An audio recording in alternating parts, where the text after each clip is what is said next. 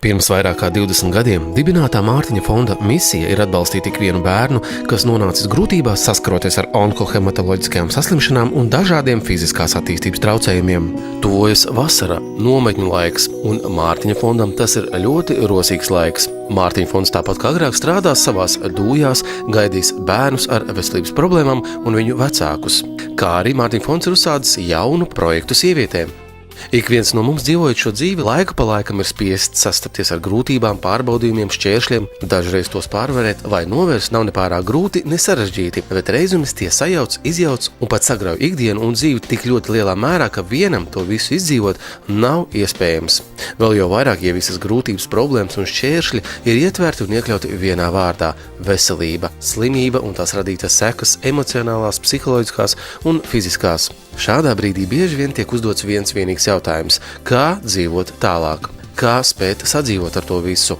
Atbildes uz šiem un daudziem citiem apzinātiem un neapzinātiem jautājumiem spēs rast 60 sievietes ar veselības problēmām jaunajā Mārtiņa fonda rehabilitācijas un atjaunotnes programmā Šodien mana mīļākā diena.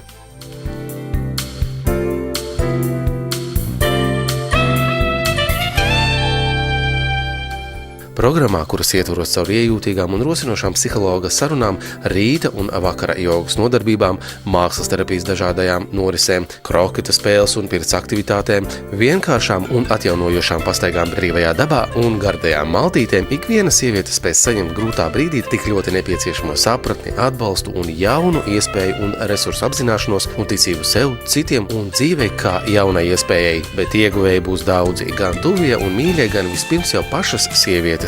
Mārtiņa fonda rehabilitācijas centrs kā vieta un telpa jau satur sevi daudz resursus, taču, lai spētu dāvināt šīm sievietēm brīnišķīgas, saulainas, sirds siltuma pilnas dienas, ir nepieciešami 5191 eiro.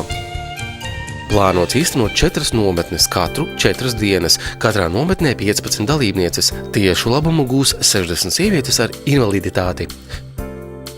Ziedot var ar fonda ziedot starpniecību vai patiešo Mārtiņa fonda kontā. Un vēl, ja jums pašai ir problēmas vai zināt kādu sievieti, kam ļoti būtu nepieciešams tādas patīkamas pārmaiņas, vēl ir iespēja pieteikties.